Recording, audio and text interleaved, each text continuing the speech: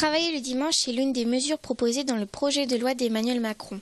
Il prévoit l'ouverture des magasins non alimentaires jusqu'à 12 dimanches par an. Le projet de loi ne tient compte qu'on veut répondre à quelques hypermarchés qui, pour X raisons, veulent avoir une liberté d'ouvrir, parce que ce sera sur demande du maire.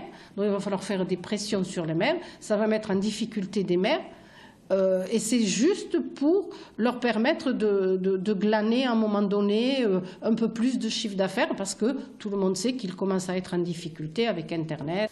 Même si le projet a pour but de décupler l'activité économique, il peut surtout être un problème pour les petits commerçants et leurs employés. Personne, aucun économiste digne de ce nom ne peut prétendre qu'on va créer des emplois avec ça. C'est impossible.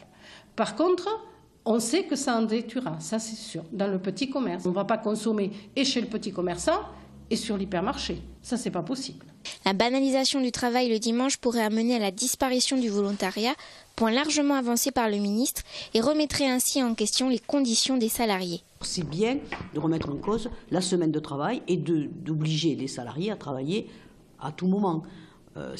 Et certainement, au fur et à mesure que les choses vont se mettre en place, sans majoration, parce que c'est quand même l'objectif. Les patrons ne veulent pas payer plus cher le dimanche que les autres jours, s'ils considèrent que c'est un jour banalisé.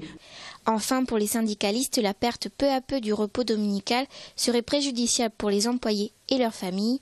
De son côté, le président de l'association des commerçants 31 n'a pas donné suite à nos appels.